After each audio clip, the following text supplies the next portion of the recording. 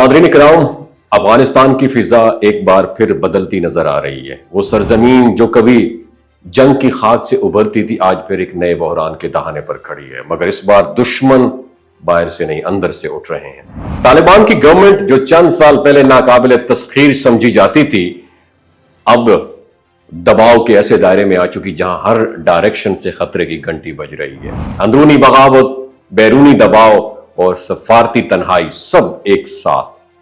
हालात की गर्मी का अंदाजा इस बात से भी लगाया जा सकता है कि पाकिस्तान और अफगानिस्तान के दरमियान ताल्लुकात तारीख के सबसे नाजुक मोड़ पर पहुंच चुके हैं।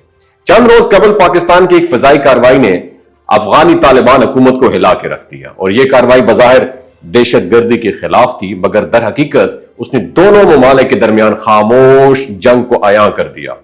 तालिबान के सरकारी जराए ने खुद इस हमले की शिद्दत तस्लीम की और काबुल के इक़्तिदार के ऐवानों में पहली बार खलबली मच दी। और इसी दौरान अफगान गवर्नमेंट के अंदर अंदरूनी इख्तलाफात भी खुलकर सामने आने लगे और कुछ ताकतवर धड़े जो नॉर्दर्न अलायंस या मकामी मज़ाहमती ग्रुपों से खुफिया राब्ते में हैं, अब खुद तालिबान लीडरशिप से नाराज हैं। ये इख्तलाफात अब सिर्फ नजरियाती नहीं बल्कि अमली बगावत की शक्ल भी इख्तियार कर रहे हैं। कितने सूबों में मकामी कमांडर्स मरकज की पॉलिसी को मानने से इनकार कर रहे हैं। यूं लगता है जैसे तालिबान गवर्नमेंट खुद अपने ही कदमों पर चलने से कासिर है। उधर सफारती महाज पर एक नई चाल चली जा रही है।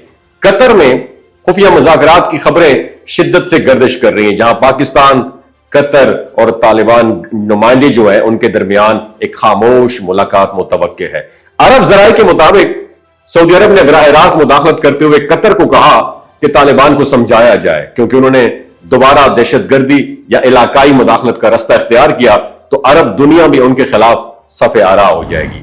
और यही वो कतर का दार हुकूमत दोहा है जहां तालिबान ने दुनिया से वादा किया था कि उनकी सरजमीन किसी दहशतगर्दी के लिए इस्तेमाल नहीं होगी, और अब उसी दोहा में उनसे हिसाब मांगा जा रहा है।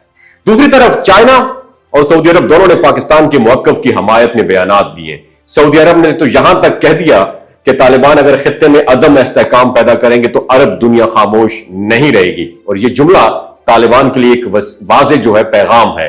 अब उन्हें सिर्फ असलहे से नहीं सफारतकारी से भी लड़ना होगा। ये तमाम हालात इस बात की निशानदेही करते हैं कि तालिबान गवर्नमेंट की गिरफ्त कमजोर हो रही है और अंदर से बगावत, बाहर से दबाव और सफारती मुहासरे ने उन्हें एक बंद गली में ला खड़ा किया है। अगर तालिबान ने इस बार दुरुस्त फैसले न किए तो वो ना सिर्फ अपनी हुकूमत बल्कि अपना वजूद भी खतरे में डाल सकते हैं। और यूं लगता है कि जैसे अफगानिस्तान के सियासी शतरंज में अगली चाल अब तालिबान के हाथ में नहीं है, बल्कि दोहा, रियाज और इस्लामाबाद में बैठे खिलाड़ियों के पास है। वक्त गुजरने के साथ साथ एक बात साफ दिखाई दे रही है कि तालिबान के लिए जमीन वाकई तंग होती जा रही है। आपकी क्या राय है नीचे कमेंट सेक्शन में जरूर बताइएगा।